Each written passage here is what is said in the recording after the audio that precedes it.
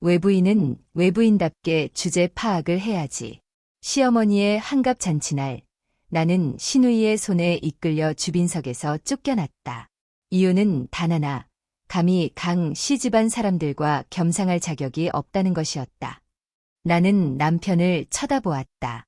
그는 전 여자친구와 희낙낙하며 웃고 떠드느라 나에게는 눈길 한 번 주지 않았다.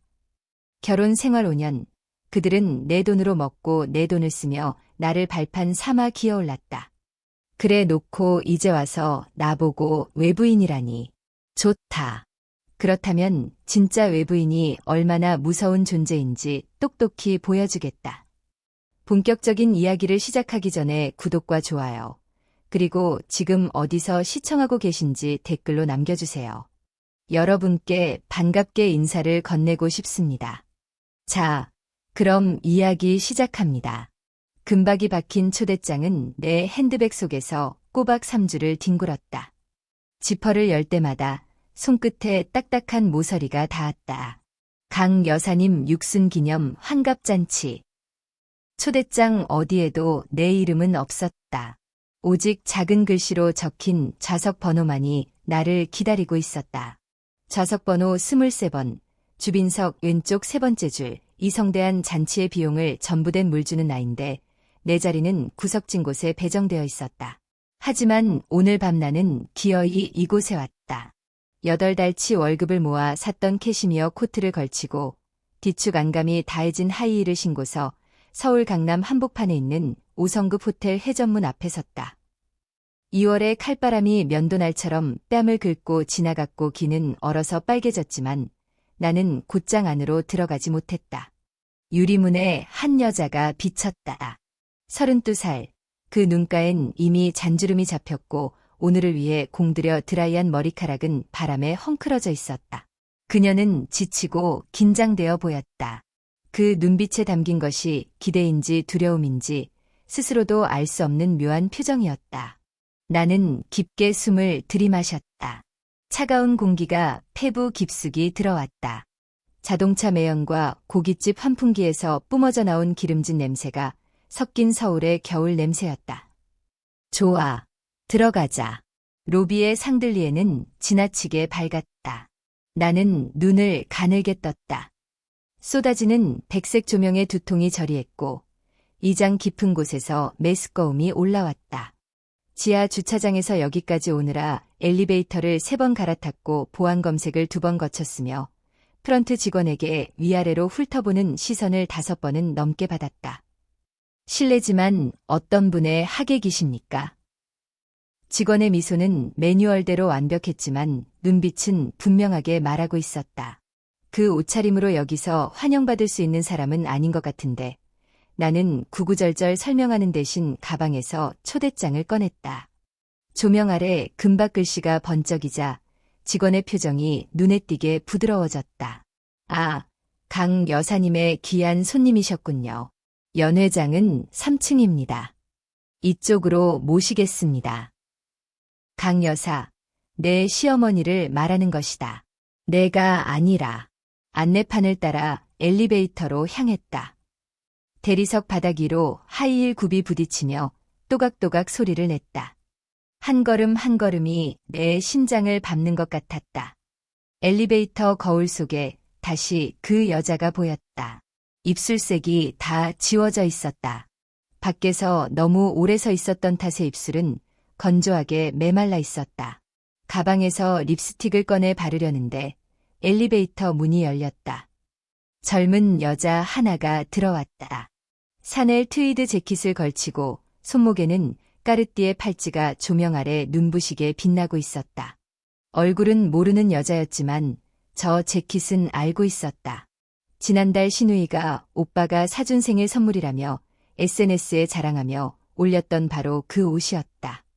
380만 원의 카드 명세서에 찍혀있던 금액이라 정확히 기억한다. 여자는 나를 힐끗 보더니 아무 말도 하지 않았다. 3층 버튼을 누르려다 이미 불이 들어와 있는 걸 보고는 손을 거두고 거울을 보며 머리를 만지작거렸다. 엘리베이터 안에 진한 향수 냄새가 진동했다. 너무 익어서 썩기 직전에 과일처럼 달디단 냄새였다. 코가 막히고 속이 울렁거렸다. 3층에 도착했다. 문이 열리는 순간 연회장 안에서 웃음소리와 음악소리가 쏟아져 나왔다. 그 소리는 아주 먼 곳에서 들려오는 것 같으면서도 고막 바로 옆에서 울리는 듯한 기묘한 감각을 주었다.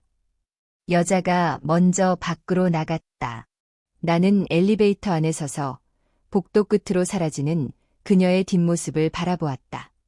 문이 서서히 닫히기 시작했다. 닫히기 직전 나는 손을 뻗어 문을 막았다. 무엇을 망설이고 있는 걸까? 문이 다시 열렸다.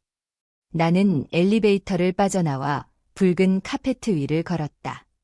복도 양옆으로 화환이 가득했다. 백장미, 백합, 호접란. 3일 전 내가 직접 꽃집에 가서 주문한 것들이었다. 그때 꽃집 사장님이 물었었다. 아가씨, 본인 결혼식에 쓸 거예요. 나는 대답 대신 웃기만 했다. 연회장 입구에는 검은 양복을 입은 남자 2명이 서 있었다. 그들은 내 초대장을 확인하고 길을 비켜주었다. 그중 한 명의 옷깃에 하얀 얼룩이 묻어 있었다. 치약 자국 같았다.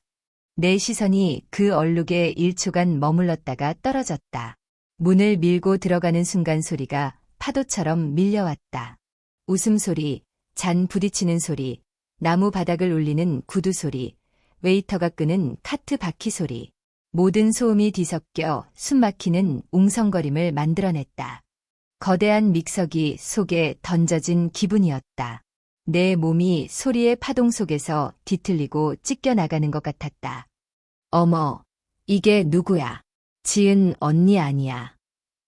날카로운 여자 목소리가 인파를 뚫고 날아왔다.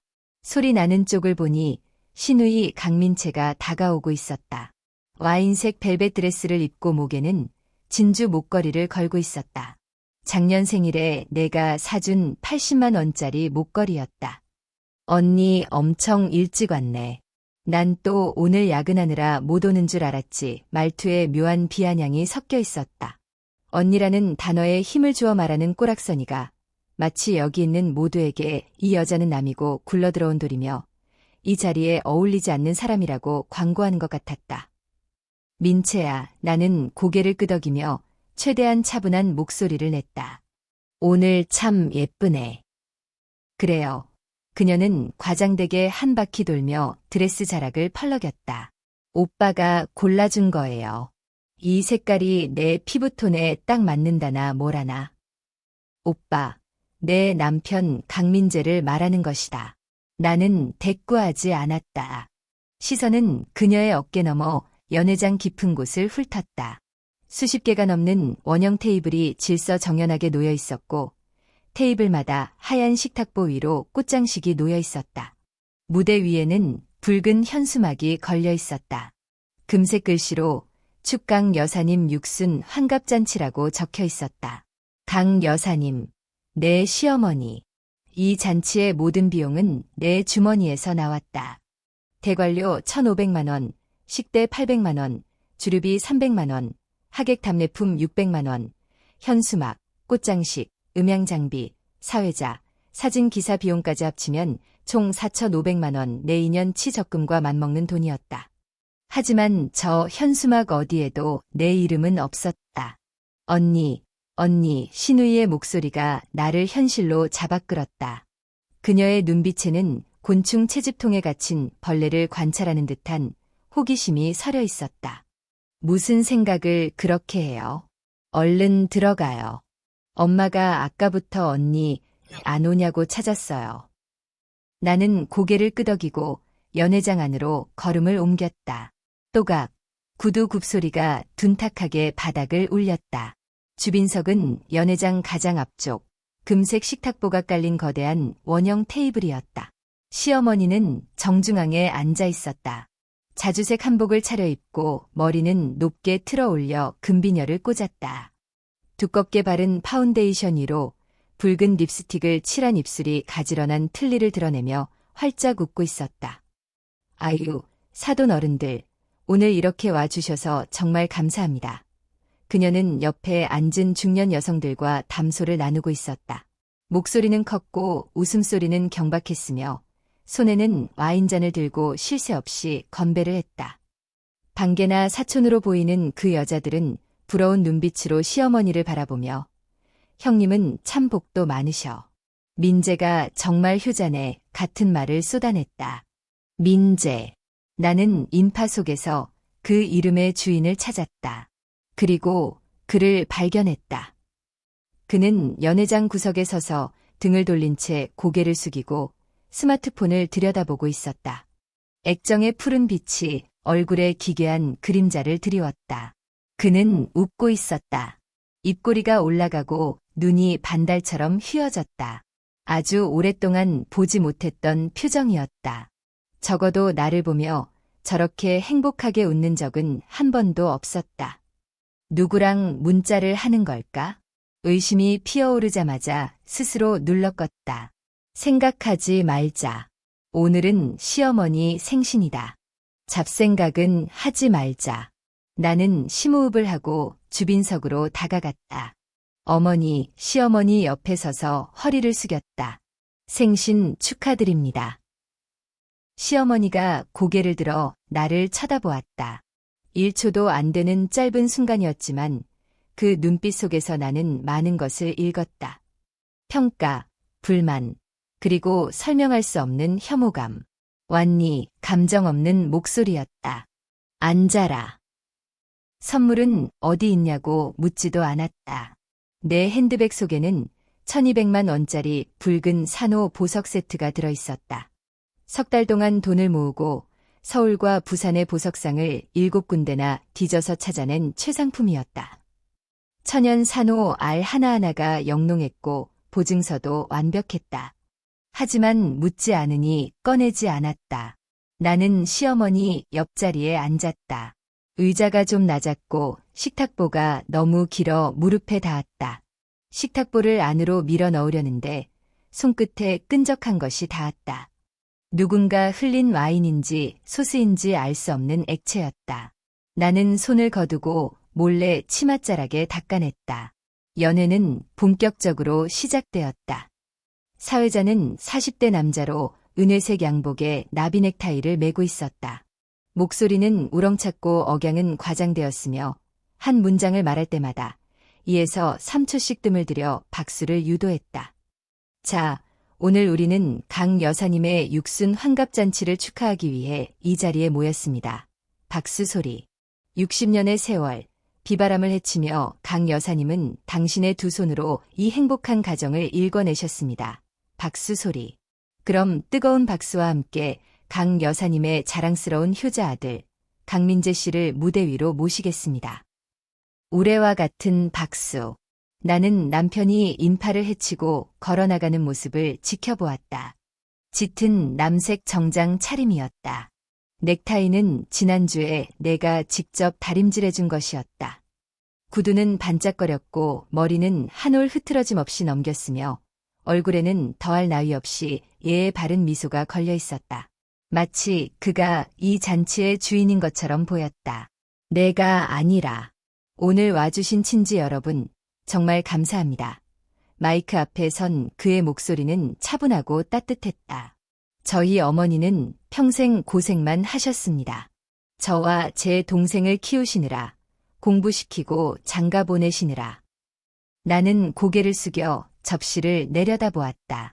호텔 로고가 금박으로 박힌 하얀 접시 위에 작게 썰린 스테이크 한 조각과 정체불명의 샐러드가 놓여 있었다. 포크로 고기를 찔러보았다. 이미 식어서 표면에 하얗게 기름이 굳어 있었다. 그래서 오늘 이 자리를 빌려 어머니께 말씀드리고 싶습니다. 어머니, 고생하셨습니다. 사랑합니다. 박수갈채가 터져나왔다. 고개를 들어보니 시어머니가 손수건으로 눈가를 찍어내고 있었다. 눈시울이 붉어지고 입술이 떨리는 게 감동에 겨우 어쩔 줄 모르는 표정이었다. 옆자리의 친척들도 민재가 효자야. 강 씨 집안은 복도 많아 하며 맞장구를 쳤다. 효자. 그 단어가 가시처럼 가슴을 찔렀다. 저 돈은 누가 냈는데. 저 꽃은 누가 주문했고 저 선물은 누가 샀는데. 그는 단상 위에서 번지르르하게 사랑합니다를 외치고 있지만 정작 이 잔치를 위해 그가 한 게 뭐가 있나. 호텔이 강남 어느 구에 붙어 있는지도 모를 테고 하객 명단은 본 적도 없을 것이다. 심지어 언니, 지은 언니. 누군가 내 이름을 불렀다. 정신을 차려보니 신우이가 어느새 내 옆자리에 와 있었다. 얼굴을 바짝 들이댄 탓에 와인 냄새 섞인 숨결이 확 끼쳐왔다. 언니, 괜찮아요? 안색이 왜 그래요? 눈은 웃고 있었지만 온기는 전혀 없었다. 괜찮아, 억지로 입꼬리를 올렸다. 오늘 좀 피곤해서 그런가 봐. 피곤해요. 그녀가 고개를 갸웃거렸다. 마치 세상에서 제일 웃긴 농담을 들은 것 같았다. 언니가 피곤할 게 뭐 있어요? 그냥 회사 다녀온 거잖아요. 이 잔치 준비하느라 고생한 것도 아닌데. 나는 아무 말도 하지 않았다. 그녀도 더 이상 말하지 않았다. 침묵이 우리 사이에 끈적한 접착제처럼 들러붙었다. 그녀의 시선이 계속 내게 머물러 있는 게 느껴졌다. 관찰하고 탐색하고 내가 이해할 수 없는 무언가를 기대하는 눈빛이었다. 그때 연회장 문이 다시 열렸다.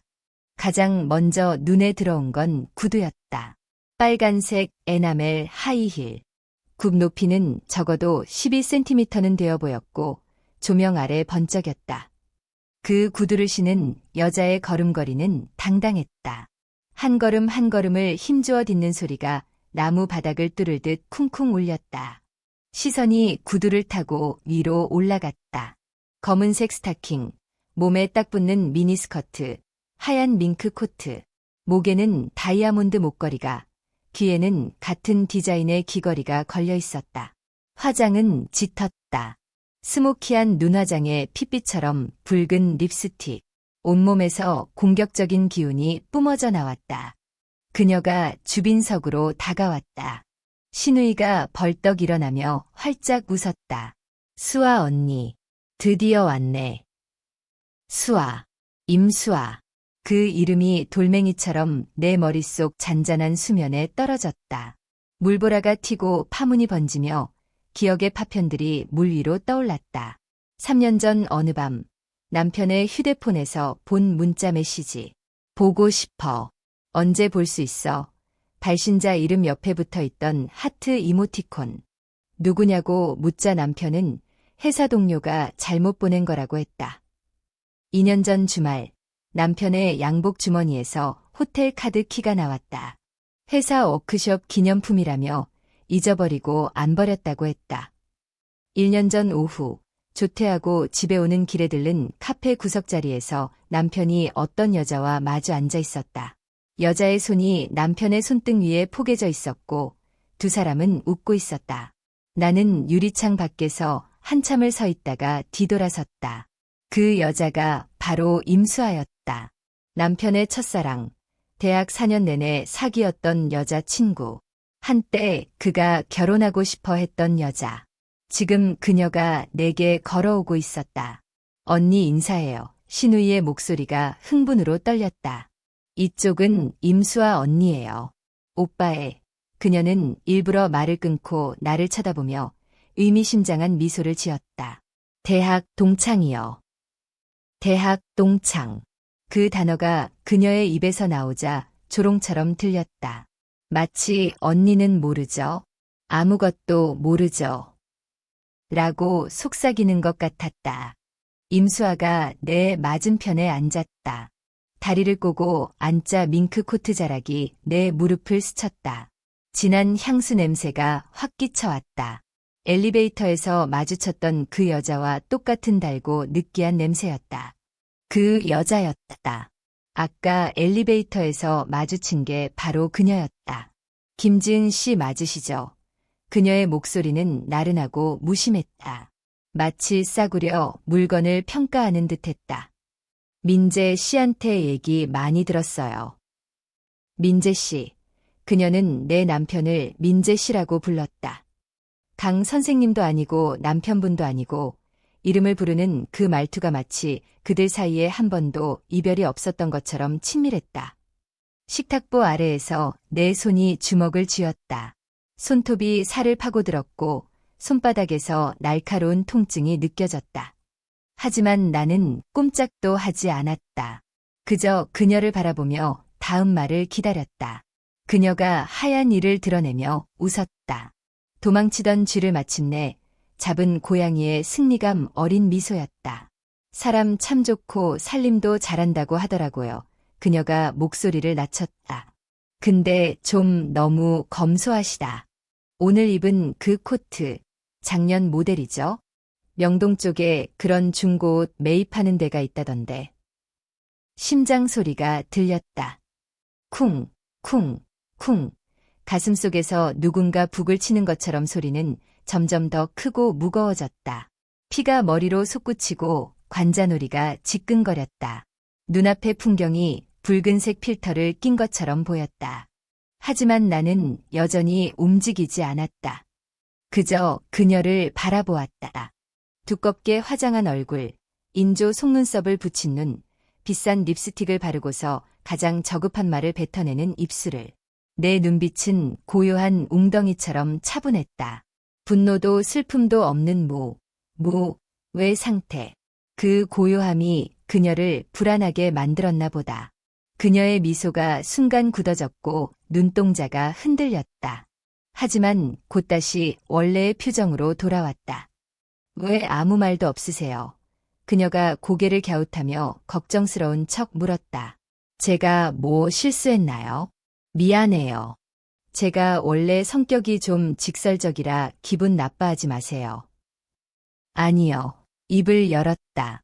내 목소리는 낯설 정도로 차분했다. 수아 씨 말이 맞아요. 이거 작년 모델 맞거든요. 그녀는 내 대답을 예상하지 못한 듯 잠시 멍한 표정을 지었다. 그런데 나는 자리에서 일어나 의자에 걸어둔 핸드백을 집어들었다. 중고 가게는 필요 없을 것 같네요. 내일 드라이클리닝 맡겨서 자선단체에 기부할 생각이거든요. 저는 1년 입은 옷은 다시 안 입는 편이라서요. 말을 마치고 나는 주빈석을 떠났다. 등 뒤에서 신우이의 날카로운 웃음소리와 임수아의 궁실렁거리는 소리가 들려왔다. 뒤돌아보지 않고 곧장 연회장 출구로 걸어갔다. 또각또각 구두 소리가 귓가에 천둥처럼 울렸다. 그것은 전쟁을 알리는 북소리였고 다가올 폭풍의 전주곡이었다. 나는 연회장을 나가지 않았다. 문가에 서서 벽에 기댄 채 눈을 감고 심호흡을 했다. 문틈으로 스며든 찬기가 소독 냄새와 함께 코끝을 찔렀다. 손은 여전히 떨리고 있었고 손톱 자국이 남은 손바닥은 욱신거렸지만 아픔은 느껴지지 않았다. 1분, 2분, 3분. 심장 박동이 가라앉기를 기다리며 숫자를 셌다. 그리고 눈을 떴다. 다시 연회장 안으로 걸어 들어갔다. 이번에는 주빈석으로 가지 않았다. 주방 입구 근처 웨이터들이 분주하게 오가는 구석자리에 앉았다. 아무도 나를 신경 쓰지 않는 곳이었다. 맹물을 한 잔 시켜 천천히 마시며 주빈석을 노려보았다. 임수아는 자리를 옮겨 앉아 있었다. 내 남편 여비였다. 어깨가 닿을 만큼 바짝 붙어 앉아 있었다. 그녀가 틈틈이 고개를 돌려 남편의 귓가에 무언가 속삭이면 두 사람은 함께 웃음을 터뜨렸다. 그 웃음소리가 유리를 긁는 소리처럼 날카롭게 내 귀에 꽂혔다. 남편은 행복해 보였다. 나와 함께한 지난 5년 중 그 어느 때보다도 더. 맞은편에 앉은 시어머니는 만족스러운 미소를 짓고 있었다. 시어머니가 임수아를 바라보는 눈빛에는 내가 한 번도 받아본 적 없는 인정과 호감이 담겨 있었다. 신우이는 신이 나서 임수아에게 음식을 덜어주고 술을 따라주며 마치 친언니를 모시듯 알랑거렸다. 나는 그 모든 광경을 조용히 지켜보았다. 나와는 상관없는 삼류 드라마를 보듯이. 잔치가 중반으로 접어들자 시어머니가 자리에서 일어나 와인잔을 숟가락으로 두드렸다. 자, 친지 여러분, 제가 드릴 말씀이 있습니다. 연회장이 조용해졌다. 모두의 시선이 강 여사에게 쏠렸다. 나는 빈 물잔을 든 채 입술에 남은 차가운 물기를 느끼며 그들을 바라보았다. 오늘 제 나이 60입니다. 시어머니의 목소리는 떨렸지만 힘이 있었다. 60년 세월 산전수전 다 겪으며 살았습니다. 하지만 오늘 이 자리를 보니 우리 아들이 이렇게 번듯하게 성공한 걸 보니 내 인생 헛살지 않았구나 싶습니다. 박수. 우리 민재는 정말 효자입니다. 어릴 때부터 속 한 번 안 썩이고 공부 잘하고 직장 번듯하고 시어머니의 시선이 남편에게 꽂혔다. 눈에서 꿀이 떨어질 듯했다. 어미를 위해 이런 성대한 잔치를 열어주고 친척들 앞에서 내 체면을 세워주니 정말 죽어도 여한이 없습니다. 그가 열어주었다고 그 말이 바늘이 되어 심장을 찔렀다. 호텔 예약은 내가 했다. 꽃은 내가 골랐다. 초대장은 내가 보냈고 답례품도 내가 골랐다. 결제된 모든 금액은 내 통장에서 빠져나갔다. 그가 한 게 뭐란 말인가? 그는 오늘 메뉴판조차 본 적이 없는데. 하지만 시어머니는 멈추지 않았다. 그리고 또 고마운 사람이 하나 있습니다. 시어머니의 눈길이 임수아에게 향했다. 수아, 이 아이는 우리 민재 대학 동창입니다. 둘이 아주 중마고우처럼 친하게 지냈죠. 중간에 잠시 엇갈렸지만 인연이라는 게 참 하늘이 정해주는 건가 봅니다. 피가 차갑게 식어가는 게 느껴졌다. 오늘 수아가 내 생일이라고 이 자리에 와줘서 얼마나 기쁜지 모릅니다. 시어머니는 임수아의 손을 잡았다. 내 마음속에 너는 이미 우리 강씨 집안 사람이다. 집안 사람. 임수아가 강씨 집안 사람이라고 했다. 그럼 나는, 지난 5년의 나는 무엇이었나? 매일 새벽 5시에 일어나 미역국을 끓여 바친 나는 주말마다 왕복내 시간을 운전해 경기도까지 가서 최상급 한우를 사다 나른 나는 연봉의 3분의 1을 털어 시어머니 생활비를 댄 나는 대체 뭐란 말인가.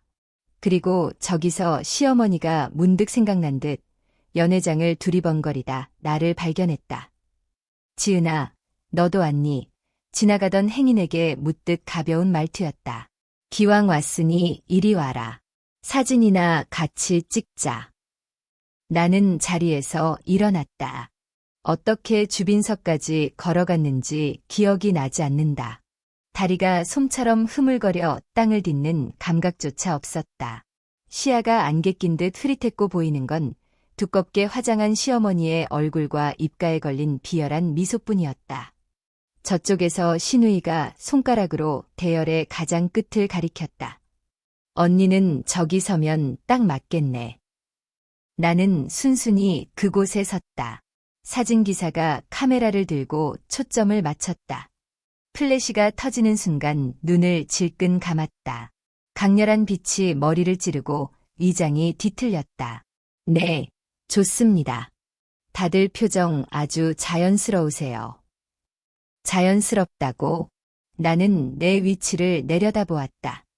사진의 가장자리, 잘못하면 잘려나갈 듯한 구석에 낡은 코트를 입고 창백하게 질린 여자가 서 있었다. 그게 나였다. 그리고 화면의 중심에는 시어머니, 남편, 신우이, 그리고 임수아가 있었다. 그들은 서로 몸을 밀착하고 환하게 웃고 있었다. 완벽한 가족 사진이었다. 가족, 내가 없는 가족. 사진 촬영이 끝나고 잔치는 계속되었다. 나는 구석자리로 돌아가지 못하고 어거주춤 서 있었다. 웨이터가 카트를 밀고 지나가다 애 팔꿈치를 칠 뻔했다. 그는 쳐다보지도 않고 실례합니다. 한마디를 던지곤 사라졌다. 고개를 들어 화려한 연회장을 보았다. 웃고 마시고 속삭이는 사람들. 아무도 나를 보지 않았고 아무도 내게 말을 걸지 않았다. 나는 투명인간, 아니 남의 잔치에 잘못 들어온 불청객이었다. 그때 대화 소리가 들렸다. 주빈석이었다.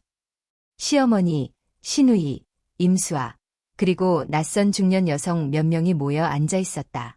거리가 멀지 않아 그들의 목소리가 똑똑히 들렸다. 정말이야. 난 항상 우리 민재 짝으로는 수아가 딱이라고 생각했어. 시어머니가 탄식하듯 말했다. 그때 둘이 헤어졌을 때 내가 얼마나 속이 상하던지. 천하의 실수를 한 거지. 맞아요. 엄마. 수아 언니 봐요. 집안 좋지, 예쁘지. 신우이가 맞장구를 쳤다. 누구처럼 혼수 한 푼 없이 몸만 온 거랑은 차원이 다르잖아요. 몸이 굳었다. 게다가 수아 언니 센스 좀 봐. 오늘 엄마한테 선물한 가방, 에르메스 버킨백이래.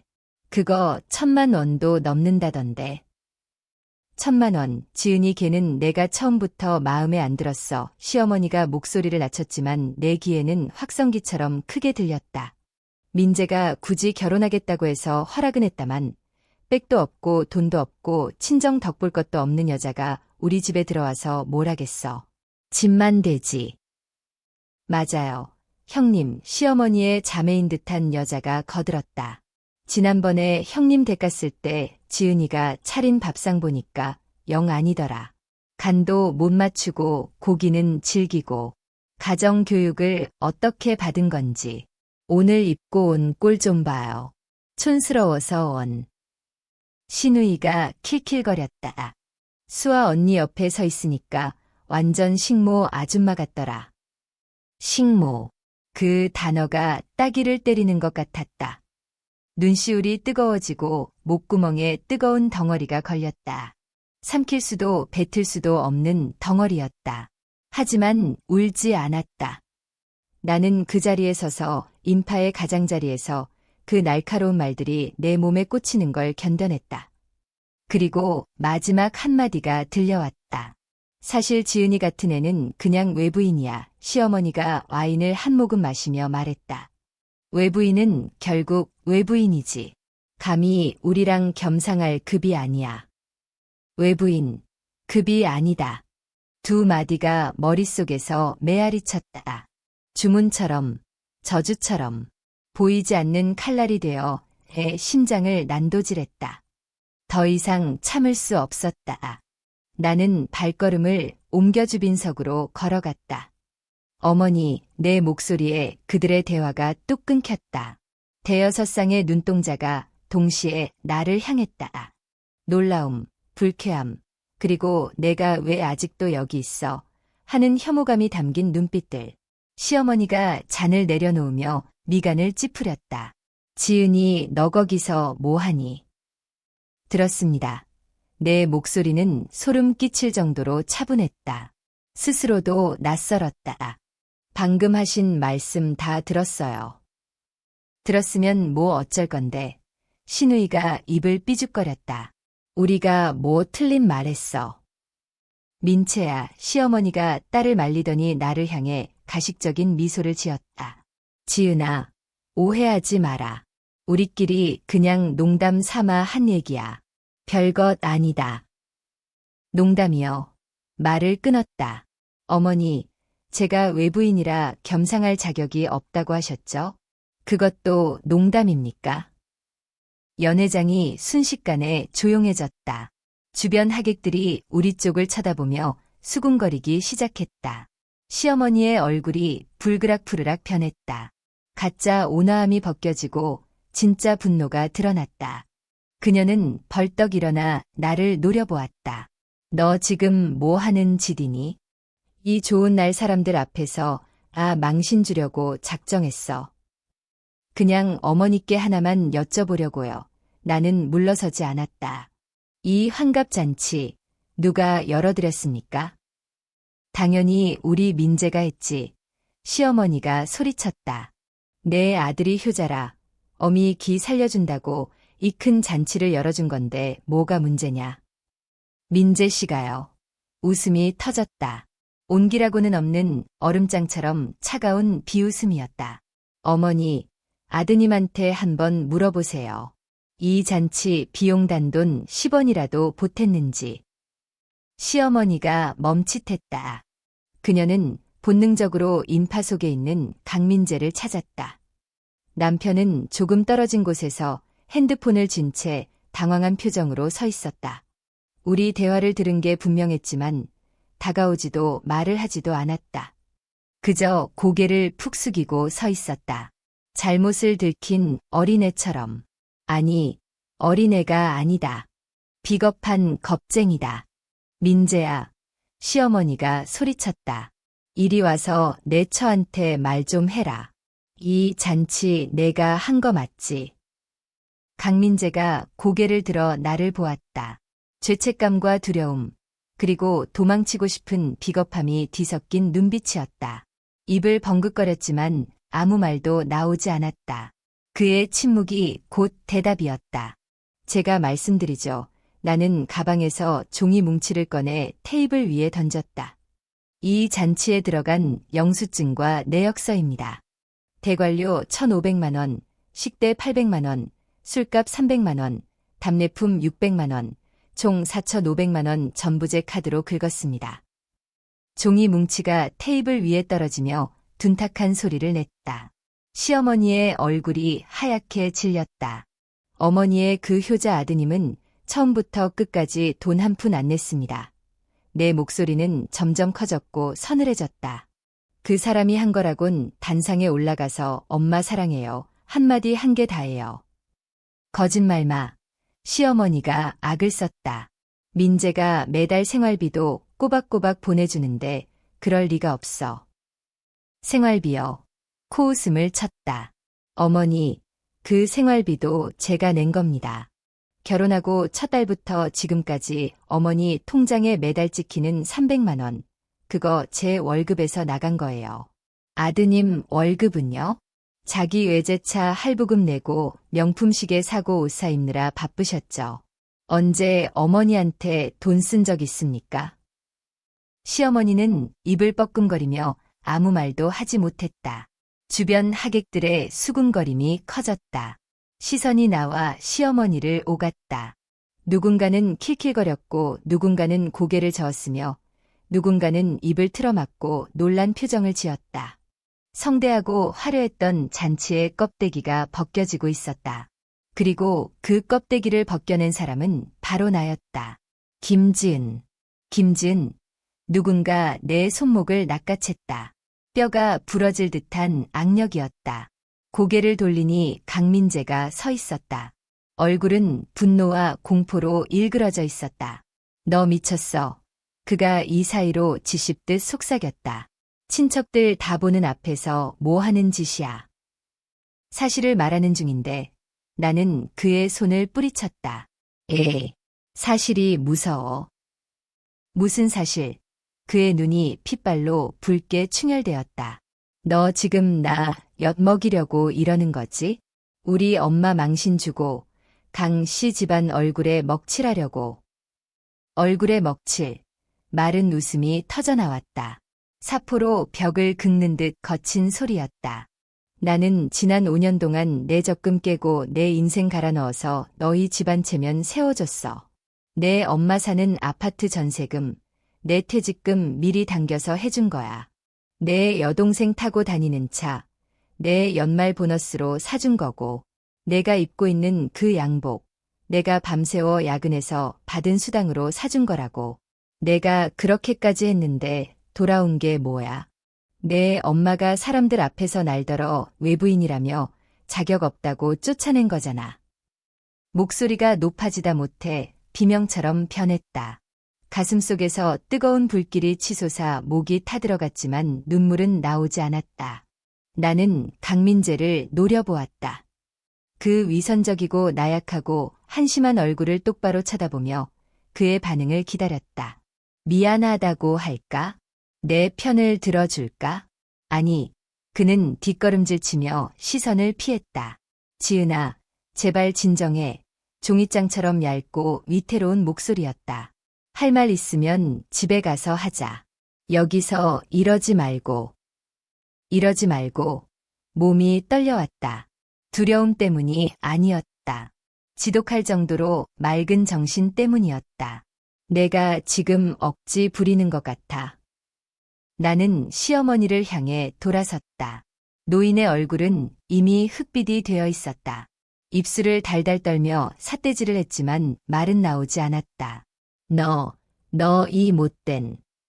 어머니, 하나만 더 여쭤볼게요. 목소리가 차분해졌다. 기이할 정도로 부드러운 톤이었다. 아까 저보고 외부인이라고 하셨죠? 그럼 아드님은요? 아드님은 어머니 사람 맞습니까? 어머니를 위해 뭘 했는데요? 시어머니는 꿀 먹은 벙어리가 되었다.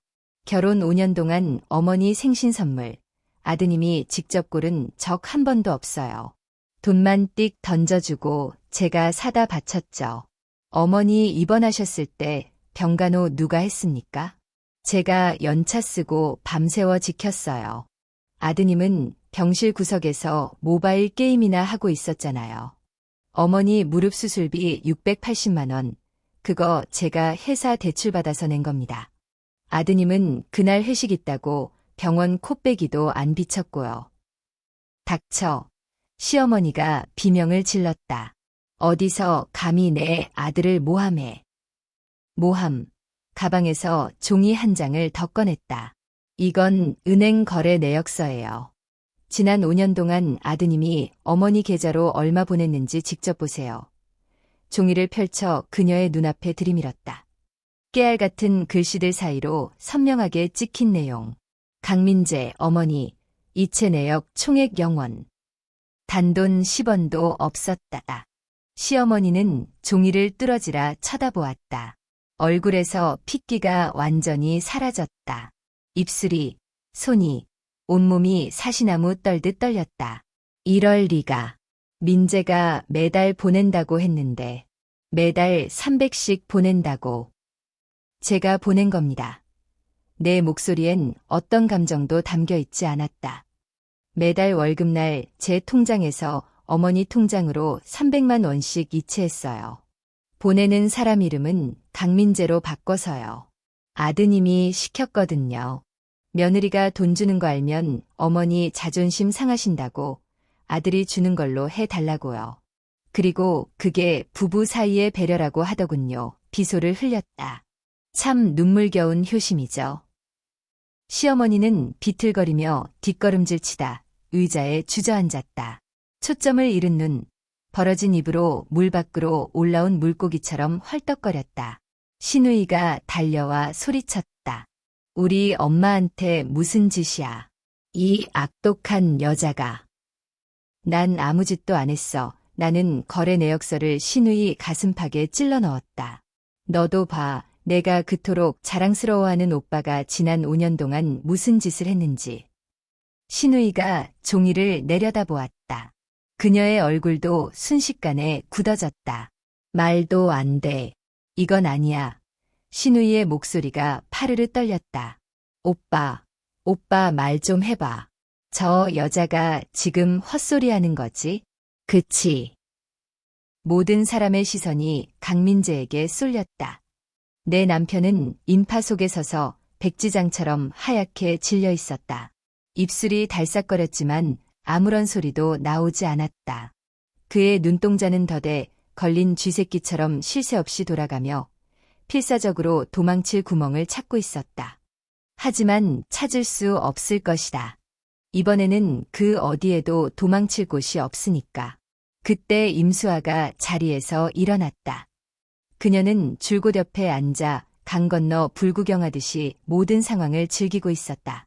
하지만 이제는 나를 향해 걸어오며 얼굴에 거만한 미소를 띄웠다. 지은 언니, 진정하세요. 그녀의 목소리는 설탕을 들이부은 듯 지나치게 달콤했다.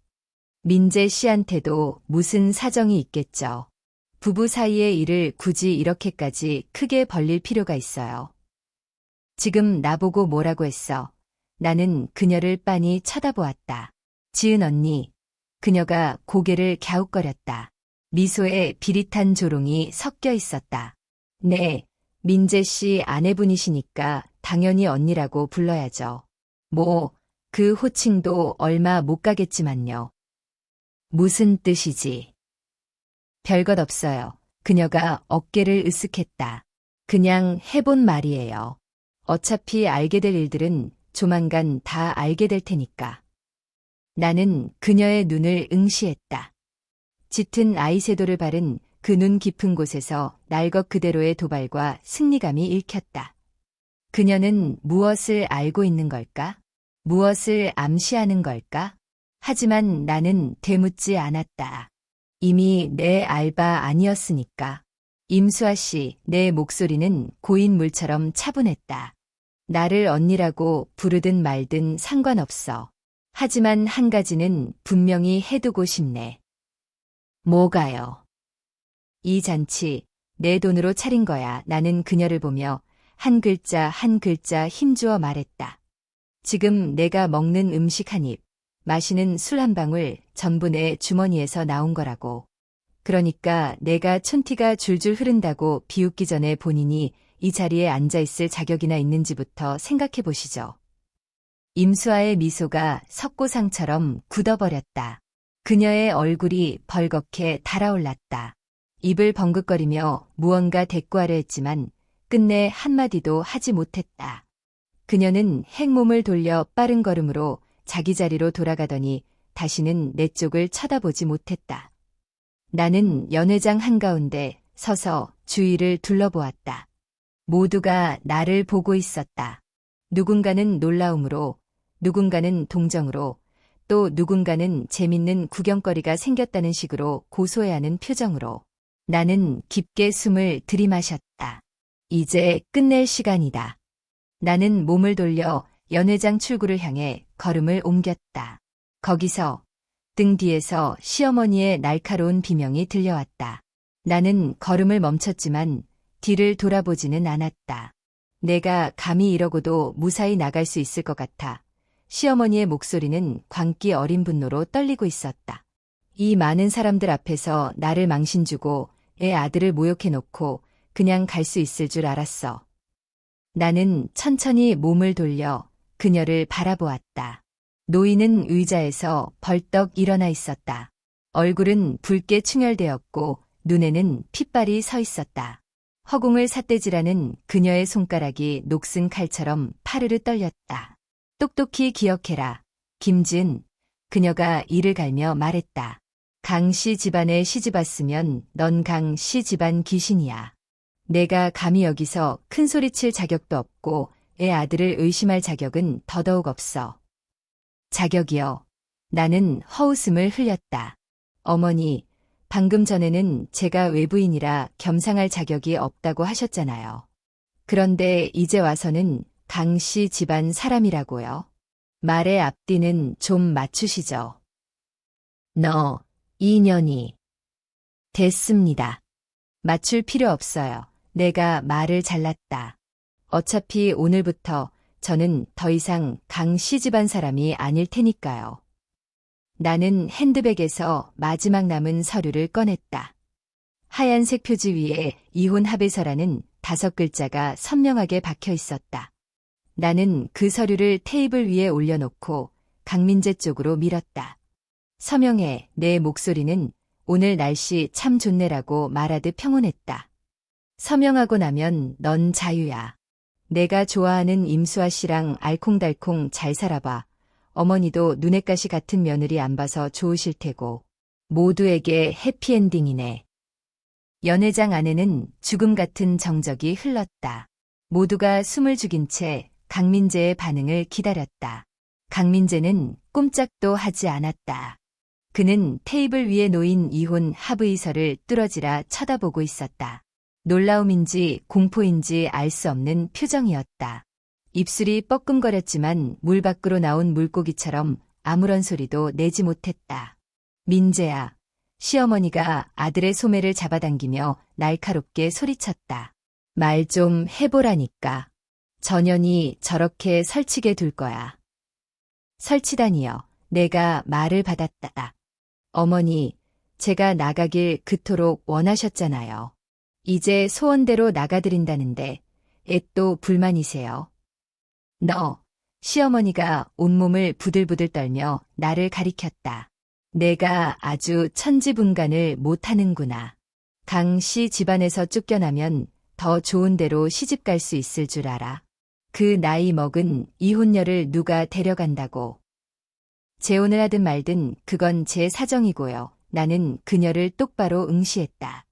어머니께 여쭤볼 게 하나 있습니다. 지난 5년 동안 제 밥 먹고 제 돈 쓰고 제가 산 집에서 살면서 호의호식하셨죠. 이제 제가 나갈 거니까 그 돈은 어떻게 갚으실 건가요? 시어머니가 멍한 표정을 지었다. 갑자기 뭘? 이 청구서요. 나는 가방에서 또 다른 서류를 꺼냈다. 지난 5년 동안 제가 강 씨 집안을 위해 쓴 비용 명세서입니다.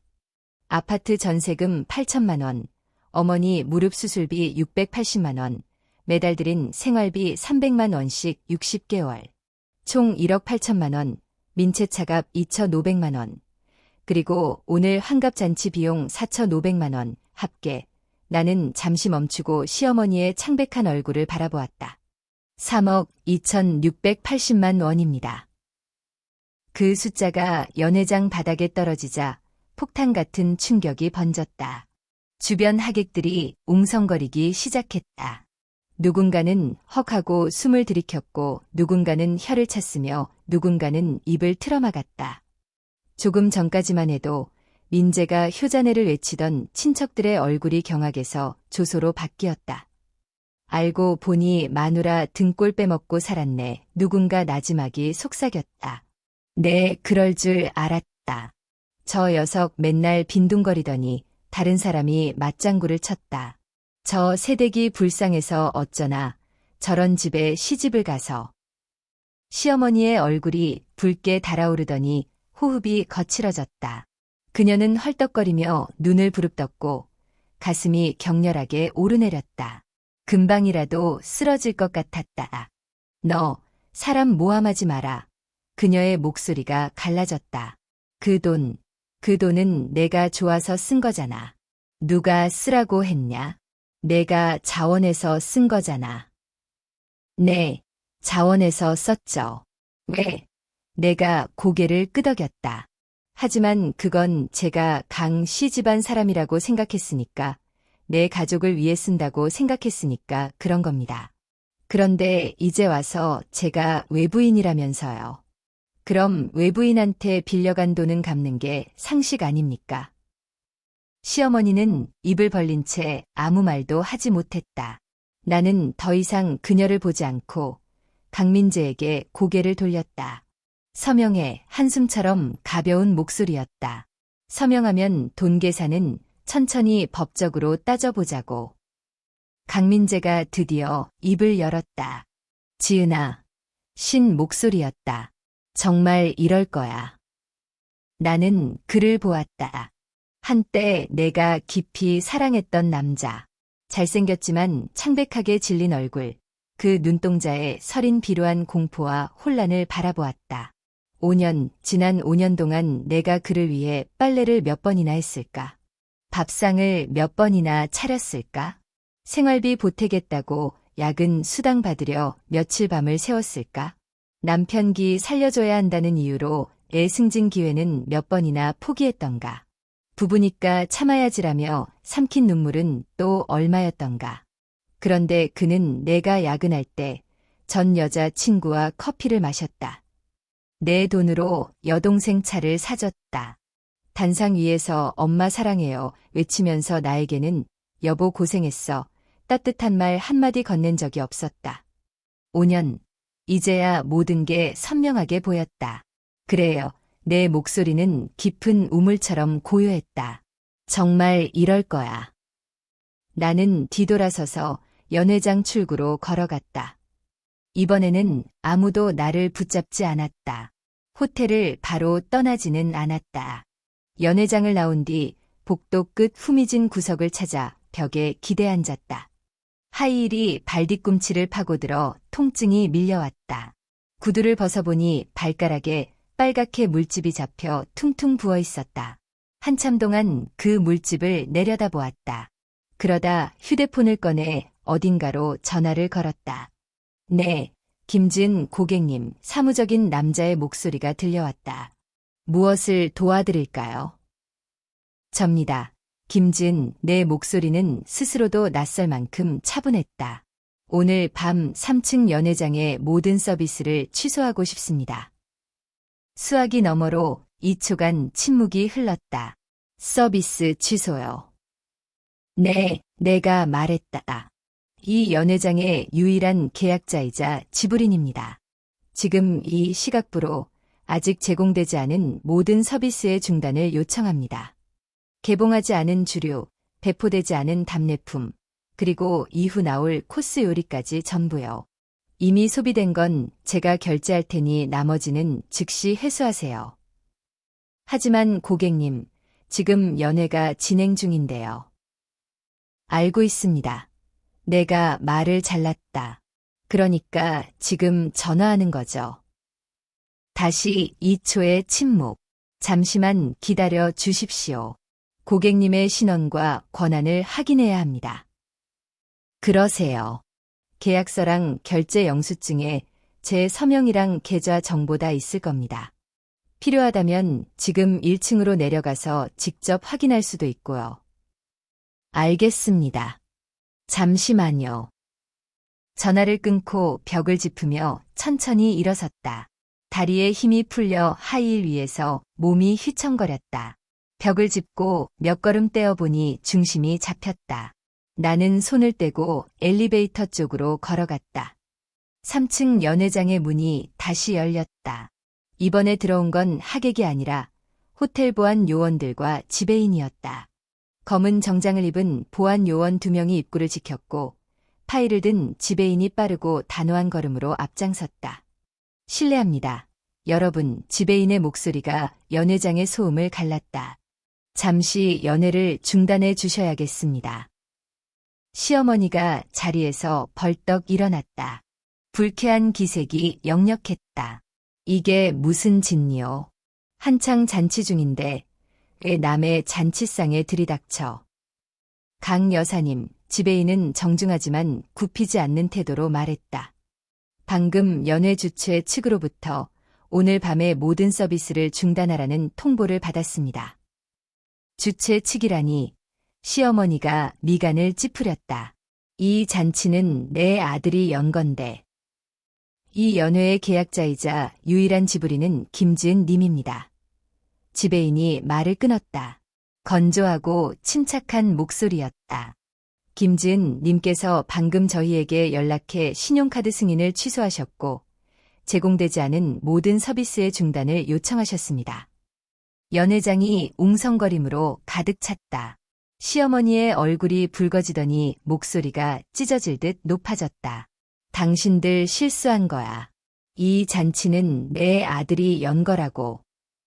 그럼 강민재 씨 계십니까? 지배인이 주위를 둘러보았다. 강민재 씨께서 남은 비용을 지불하실 의사가 있다면 서비스를 계속 진행해 드릴 수 있습니다. 모든 시선이 강민재에게 꽂혔다. 내 남편은 사람들 속에 섞여 얼굴이 창백하게 질린 채 입술을 바들바들 떨고 있었다. 지배인을 보았다가 시어머니를 보았다가 그의 눈동자는 당혹감과 공포로 가득 차 있었다. 그의 목소리는 모래알처럼 서걱거렸다. 지금 현금을 그렇게 많이 안 들고 와서. 그럼 카드로 결제하시겠습니까? 지배인은 여전히 정중했다. 현재 미소비된 항목은 개봉 전인 고급 위스키 60병, 답례품 200세트, 그리고 후식 디저트와 커피 서비스로 총액은 약 3,700만 원입니다. 3,700만 원. 그 숫자가 칼날처럼 연회장의 공기를 베고 지나갔다. 강민재의 얼굴이 더 하얗게 질렸다. 카드를 가져오긴 했는데 그가 주머니에서 지갑을 꺼냈다가 어거주춤 다시 넣었다. 한도를 은행에 확인을 좀 해봐야 해서. 거짓말이다. 나는 그를 너무나 잘 안다. 그의 신용카드는 지난달 이미 한도 초과였다. 500만 원짜리 롤렉스 시계를 사고 임수아에게 200만 원짜리 가방을 사주고 흥청망청 쓴 덕분에 그의 카드로 3,700만 원을 긁을 수 있을 리가 없다. 하지만 지배인은 그런 사정을 봐주지 않았다. 신속히 확인 부탁드립니다. 그가 말했다. 15분 내로 결제 수단이 확인되지 않으면 김지은 님의 요청대로 미소비된 상품과 서비스를 전량 회수하겠습니다. 말을 마친 지배인이 한쪽으로 물러서며 보안 요원들에게 신호를 보냈다. 요원들이 연회장 한쪽의 주류 코너로 다가가더니 정렬되어 있던 위스키 병들을 치우기 시작했다. 1병, 2병, 3병. 그들은 빠르고 전문적인 손놀림으로 술병을 상자에 담으며 장부에 기록을 남겼다. 시어머니가 달려들어 그들을 막으려 했다. 이보시오들, 이게 뭐 하는 짓이야. 내 환갑 잔치라고. 죄송합니다. 강 여사님, 보안 요원의 목소리는 기계적이고 차가웠다. 결제가 완료되기 전까지 이 주류의 소유권은 호텔에 있습니다. 계약자의 요청에 따라 회수 조치 중입니다. 이놈들이 시어머니의 목소리가 떨리기 시작하더니 얼굴색이 붉은색에서 하얗게 변해갔다. 신우이가 달려와 그녀를 부축하며 비명을 질렀다. 당신들 너무한 거 아니에요? 우리 엄마 오늘 주인공인데 이게 무슨 모욕이에요? 저희는 누구도 모욕하지 않았습니다. 지배인의 목소리는 단호했다. 계약자의 정당한 요구를 이행할 뿐입니다. 불만이 있으시면 김지은 님과 직접 해결하십시오. 김지은 님, 나는 연회장 입구에 서서 그 모든 광경을 지켜보았다. 보안 요원들은 이미 위스키 60병을 커다란 상자 3개에 나누어 담았다. 다른 쪽에서는 웨이터들이 테이블마다 놓여있던 답례품 상자를 걷어가고 있었다. 수입 화장품과 향수가 든 내가 하나하나 고른 8만 원짜리 선물 세트들이었다. 하객들의 표정은 가관이었다. 경악하는 사람, 수군거리는 사람, 휴대폰을 꺼내 사진을 찍는 사람. 조금 전까지 시어머니 곁에서 강 씨 집안 복 받았다고 아부하던 친척들은 이제 구석으로 물러나 난처함과 고소함이 뒤섞인 표정을 짓고 있었다. 어머, 알고 보니 다 며느리 돈이었네. 누군가 속삭였다. 강 씨네도 겉만 번지르르 했지 별것 없구먼. 아까 그 임수아라는 여자가 돈 많지 않았나? 왜 가만히 있어? 내 시선이 임수아에게 닿았다. 그녀는 의자에 앉아 안절부절 못하고 있었다. 아까의 그 콧대 높던 기세는 온데간데 없었고 불안과 초조함만이 가득했다. 에르메스 버킨백 손잡이를 쥔 손마디가 하얗게 질려 있었다. 수아야. 시어머니가 다가가 그녀의 손을 덥석 잡았다. 내가 좀 도와다오. 너 돈 많다고 했잖니. 내가 일단 좀 막아주면 나중에 민재가 갚을게. 임수아의 얼굴이 창백해졌다. 아줌마. 그녀의 목소리가 기어들어갔다. 제가 오늘 너무 급하게 나오느라 현금을 안 가져와서. 카드 긁으면 되잖아. 시어머니가 다급하게 외쳤다. 아무 카드나 긁어주라. 응. 나중에 갚을게. 그게 임수아가 고개를 푹 숙이며 시어머니의 시선을 피했다. 제 카드가 오늘 한도가 안 돼서요. 한도가 안 된다고. 나는 허웃음이 터질 뻔했다. 사내를 입고 까르띠에를 차고 에르메스를 든 여자가 신용카드 한도 3,700만 원이 안 된다고. 거짓말이거나 온몸에 두른 명품이 전부 짝퉁이거나 어느 쪽이든 시어머니의 체면을 구기기에는 충분했다. 실례합니다. 지배인이 시어머니 앞으로 다가와 사무적으로 말했다. 15분이 지났습니다. 비용을 부담하실 분 계십니까? 시어머니는 입만 뻐끔거릴 뿐 아무 말도 하지 못했다. 얼굴은 거무죽죽하게 변했고 눈에 실핏줄이 터질 듯 붉어졌다. 온몸을 떨며 입술을 경련하더니 낡은 풀무질처럼 거친 숨을 몰아쉬었다. 없으시다면 지배인이 말했다. 회수 물품은 전량 반출하겠습니다. 그리고 이건 현재까지 소비된 부분에 대한 청구서입니다.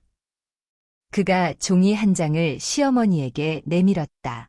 시어머니가 떨리는 손으로 종이를 받아들었다. 그녀의 얼굴색이 거무스름한 색에서 흑빛으로 변했다. 800만 원. 목소리가 들릴 듯 말 듯 떨렸다. 벌써 800만 원어치를 먹었다고. 네, 지배인이 답했다. 식전 냉채, 메인 요리, 이미 개봉한 주류, 그리고 과일과 디저트 비용입니다. 이 금액은 현장에서 결제해 주셔야 합니다.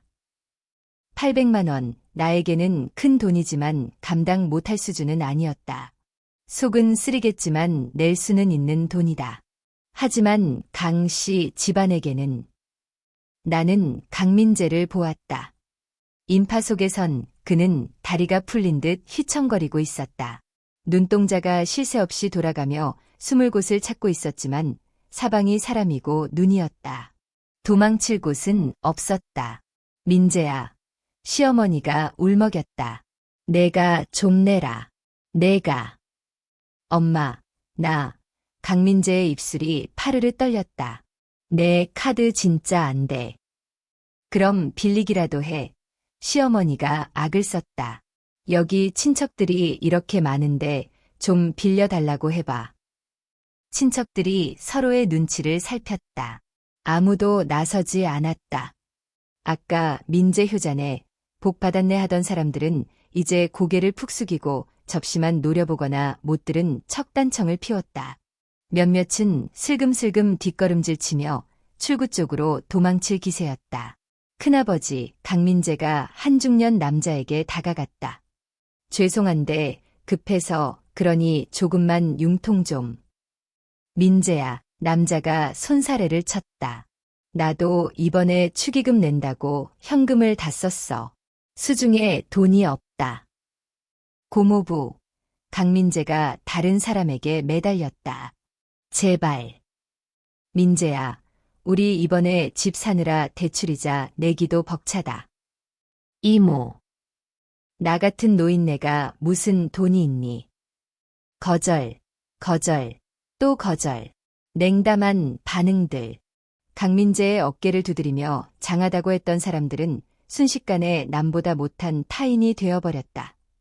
나는 문가에 서서 그 꼴을 지켜보았다. 통쾌하지도 시원하지도 않았다. 그저 텅 빈 피로감만이 밀려왔다. 이게 바로 저들이 자랑하던 가족이었다. 복받은 강 씨 집안의 실체였다. 돈 있을 땐 벌떼처럼 모여들어 아부하고 돈 떨어지면 벌레 보듯 피하는 사람들. 저들을 위해 애 청춘 5년을 바칠 가치가 있었나? 없었다. 단 한순간도 없었다. 갑자기 시어머니의 몸이 휘청거렸다. 얼굴색이 흑빛에서 시퍼렇게 변해갔다. 눈이 뒤집히고 입술이 파르르 떨리더니 한 손으로 가슴을 움켜쥐고 다른 손으로는 허공을 허우적거렸다. 엄마, 신우이가 비명을 지르며 달려들어 그녀를 부축했다. 엄마, 그래. 정신 차려. 시어머니는 대답하지 못했다. 눈꺼풀이 파들거리더니 이내 힘없이 바닥으로 고꾸라졌다. 구급차. 119 불러요. 빨리. 신우이가 반쯤 미친 사람처럼 소리 질렀다. 엄마가 쓰러졌어. 사람 살려. 연 회장은 아수라장이 되었다. 비켜요. 비켜. 누군가 소리쳤고 누군가는 휴대폰을 들어 사진을 찍어댔다. 강민재가 달려와 바닥에 무릎을 꿇었다. 엄마. 엄마 눈 좀 떠봐. 엄마. 나는 그 자리에 못 박힌 듯 서 있었다. 바닥에 쓰러진 시어머니 주위로 사람들이 몰려들었다. 그녀의 얼굴은 시퍼렇게 질려 있었고 입술은 검게 변해 있었다. 생기라고는 찾아볼 수 없는 껍데기 같았다. 신우이는 그 위에서 울부짖고 강민재는 사시나무 떨듯 떨고 있었으며 도망치려던 친척들이 다시 몰려와 훈수를 두고 있었다. 옷부터 느슨하게 풀어. 함부로 만지지 마. 구급대 올 때까지 기다려. 누구 심폐소생술 할 줄 아는 사람 없어. 나는 미동도 하지 않았다. 무슨 감정을 느껴야 할지 알 수 없었다. 걱정. 아니, 저 사람은 나를 철저히 외부인 취급했다. 죄책감. 아니, 저건 본인 성질을 못 이겨 쓰러진 거다. 통쾌함. 그것도 아니었다. 그저 지독한 허무함만이 느껴졌다. 잠시 후 요란한 사이렌 소리가 들려왔다. 흰 가운을 입은 구급대원들이 들꺼들 들고 들이닥쳤다. 그들은 능숙하게 시어머니를 들것에 싣고 고정하더니 빠른 걸음으로 밖으로 나갔다. 강민재와 신우이가 울면서 그 뒤를 따랐다. 나는 문가에 서서 그들이 내 옆을 스쳐 지나가는 것을 보았다. 강민재와 눈이 마주쳤다. 그 짧은 순간 그의 눈에는 분노와 증오, 그리고 내가 이해할 수 없는 무언가가 뒤섞여 있었다. 입술을 달싹이며 무슨 말을 하려 했지만 끝내 소리는 나오지 않았다. 그는 내 옆을 지나쳐 들꺼들 따라 복도 끝으로 사라졌다. 연회장에 있던 사람들도 하나둘 흩어졌다. 친척들은 삼삼오오 모여 수군거리거나 혹은 이 소란에 휘말릴까 봐 고개를 숙이고 빠른 걸음으로 자리를 떴다. 임수아도 사라졌다. 쥐새끼처럼 연문으로 빠져나가는 뒷모습이 보였다. 결국 연회장에는 나, 그리고 뒷정리를 하는 호텔 직원들만 남았다. 지배인이 다가왔다. 손에는 그 청구서가 들려 있었다. 김지은님, 그는 다시 처음에 예의 바른 태도로 돌아와 있었다. 이미 소비된 금액에 대한 청구서입니다. 총 823만 원입니다. 승인 취소하셨기 때문에 별도로 결제해 주셔야 합니다. 저 사람들이 낼 겁니다. 내가 말을 잘랐다. 청구는 강 씨 집안 주소로 보내세요. 전 이제 그 집 사람 아닙니다. 지배인이 잠시 멈칫하더니 고개를 끄덕였다. 알겠습니다. 그렇게 처리하겠습니다. 나는 몸을 돌려 엘리베이터로 향했다. 붉은 카페트 위로 또각또각 구두 소리가 둔탁하게 울렸다. 아주 길고 긴 터널을 빠져나가는 것처럼 발걸음은 느리지만 흔들림이 없었다. 등 뒤에서 연회장에 불이 꺼졌다. 그날 밤 나는 집에 들어가지 않았다. 호텔 근처 24시간 카페 구석자리에 앉아 밤을 새웠다. 설탕 없는 블랙커피는 식을수록 더 썼다. 나는 쓰디쓴 커피를 한 모금씩 삼키며 창밖의 텅 빈 거리를 응시했다. 새벽 3시의 서울은 죽은 도시처럼 고요했다. 가끔 택시가 노란 헤드라이트 불빛을 길게 끌며 지나갔다가 어둠 속으로 사라졌다.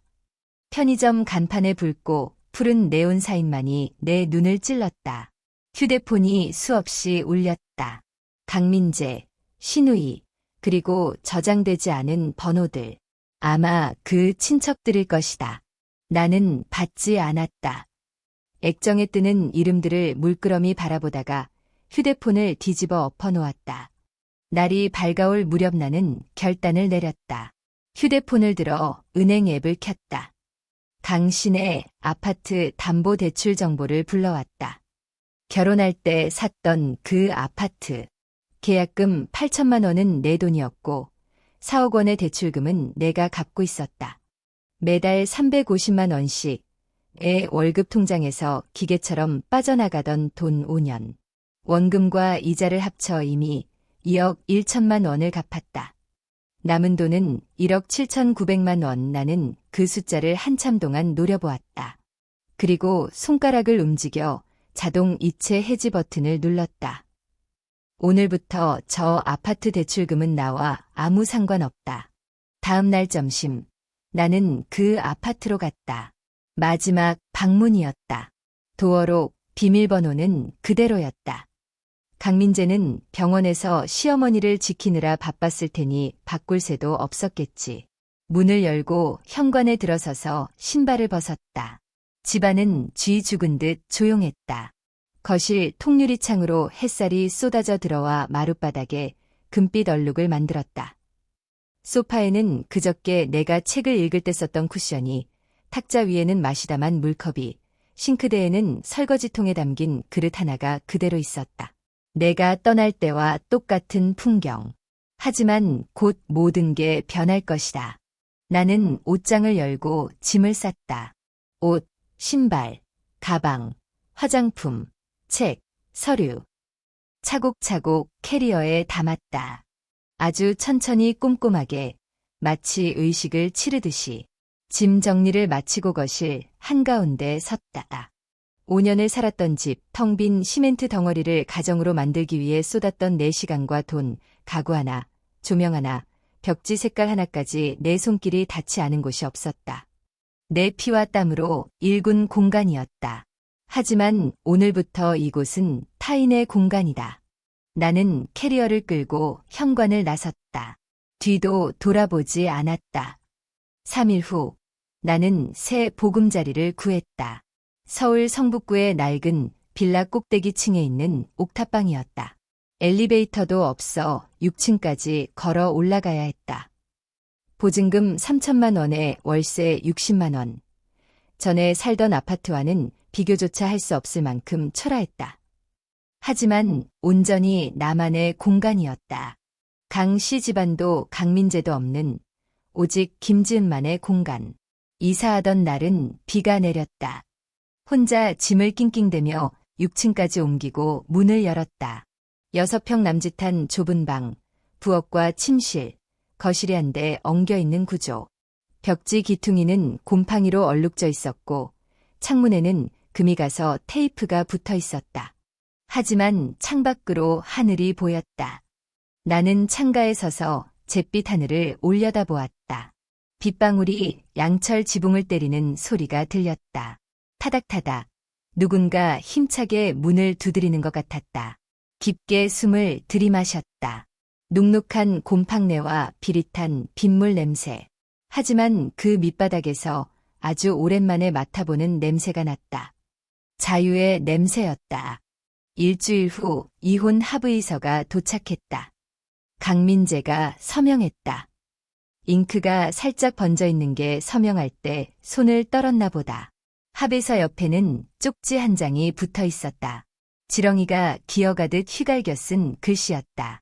지은아, 너 정말 독하다. 우리 엄마 저 꼴로 만들어 놓으니 속이 시원해. 빚은 내가 갚을게. 다신 연락하지 마. 쪽지를 보며 허웃음이 나왔다. 독하다. 내가 독하다고? 환갑잔치에서 나를 외부인 취급할 때 내 기분은 생각이나 해봤나. 뒤에서 촌티 난다고 비웃을 때 내가 이 집안을 위해 뭘 포기했는지 생각은 해봤나. 5년 동안 식모처럼 부려먹으면서 진심 어린 고맙다는 말 한마디 해본 적 있나. 나는 쪽지를 구겨 쓰레기통에 던져버렸다. 그리고 법원으로 가서 이혼 서류를 접수했다. 한 달 뒤 법원에서 이혼 확정 판결문이 날아왔다. 이혼 성립, 재산 분할은 합의대로. 강민재는 3개월 이내에 4명의 대출금 4,200만 원을 상환할 것. 불이행 시 법적 조치에 들어감. 나는 법원 앞에서 판결문을 손에 쥐고 깊은 숨을 토해냈다. 서울에 봄이 오고 있었다. 거리에 벚꽃이 만개했다. 바람이 불자 연분홍 꽃잎들이 눈처럼 흩날렸다. 나는 쏟아지는 꽃비 속에 서서 눈을 감고 뺨에 닿는 햇살을 느꼈다. 모든 게 끝났다. 아니, 모든 게 이제 시작이다. 내가 다음으로 한 일은 녹음 파일을 공개하는 것이었다. 환갑잔치 그날, 내 주머니 속에서 돌아가던 녹음기. 시어머니가 지은이는 외부인이야라고 말하는 순간부터 신우이의 촌티 난다는 비웃음, 임수아의 중고 발언까지 23분 분량의 대화가 토시 하나 빠짐없이 담겨 있었다. 나는 익명 커뮤니티 게시판에 그 파일을 올렸다. 짧은 글을 덧붙였다. 시어머니 환갑잔치 비용 4,500만 원 내고 외부인 취급받은 며느리입니다. 5년 동안 3억 2천만 원 쓰고 들은 소리가 이겁니다. 이게 바로 대한민국 시월드의 민낯입니다. 실명은 밝히지 않았다. 이름도 사진도 없었다. 오직 목소리뿐. 하지만 그 목소리만으로 충분했다. 하루 만에 조회수 30만, 공유 3만 회, 이틀 만에 포털 사이트 실시간 검색어 1위. 사흘 만에 네티즌 수사대가 강민재의 신상을 털어냈다. 서울의 한 중견 건설사 과장. 회사 게시판은 마비되었다.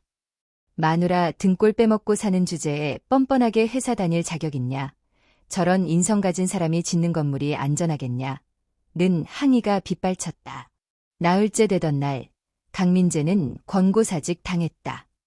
그 소식을 들었을 때 나는 옥탑방 창가에 앉아 커피를 마시고 있었다. 전 직장 동료에게서 카톡이 왔다. 지은 씨 뉴스 봤어? 강민재 잘렸대. 링크를 눌러 기사를 확인했다.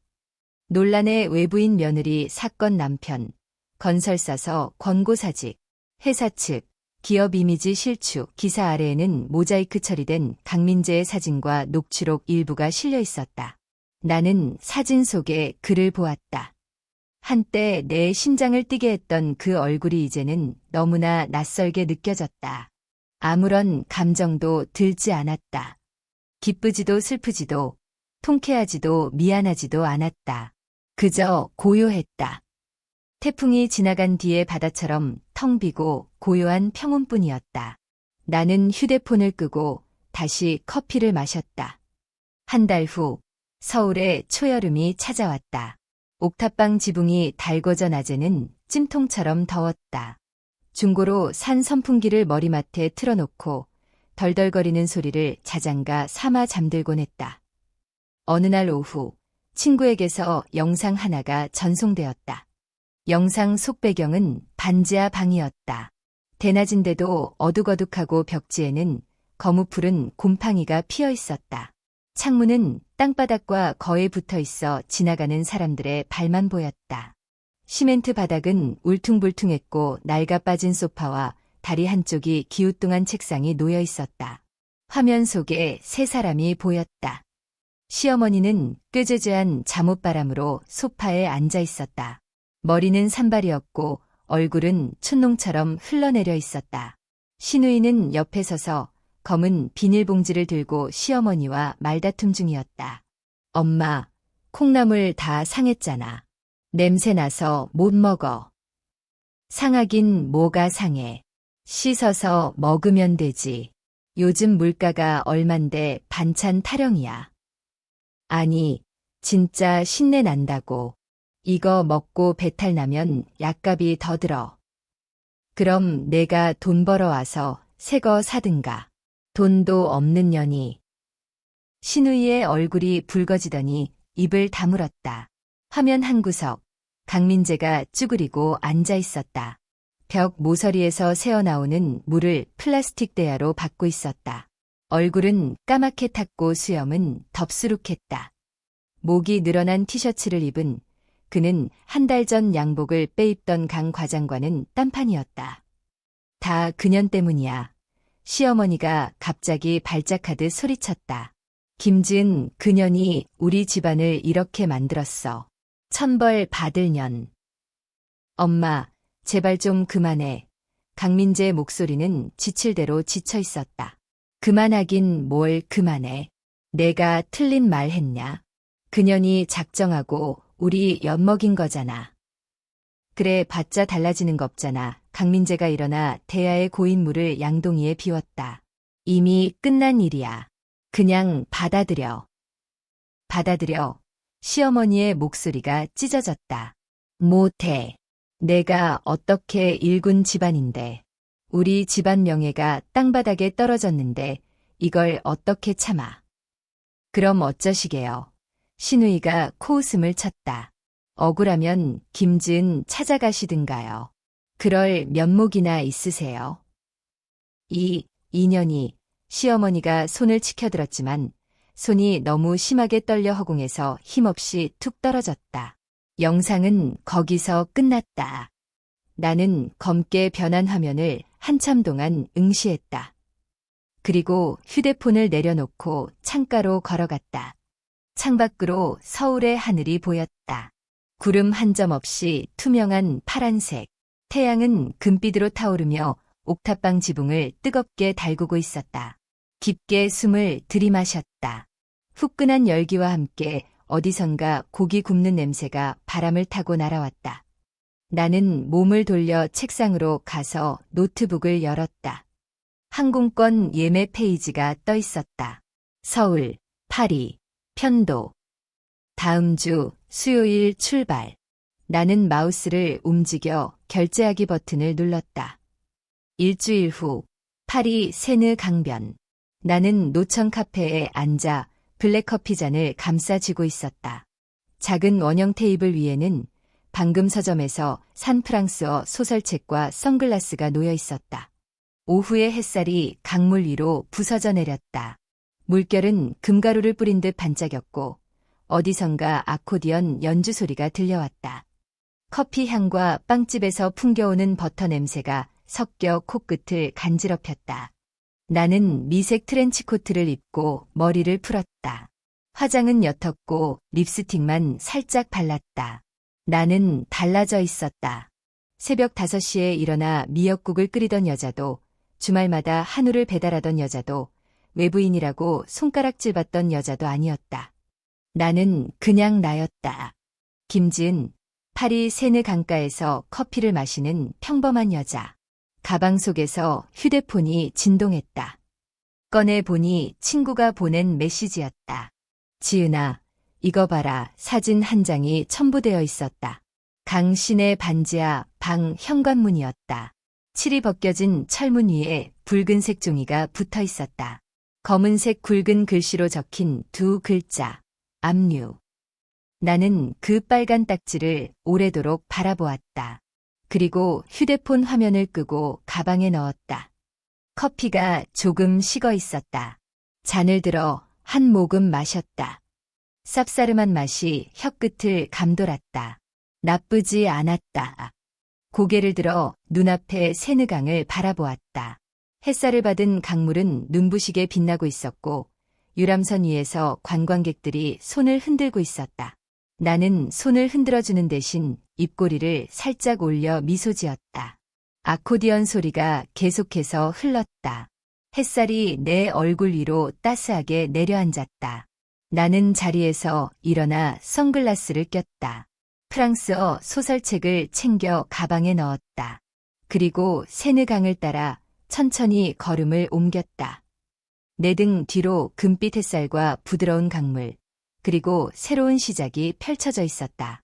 나는 뒤돌아보지 않았다.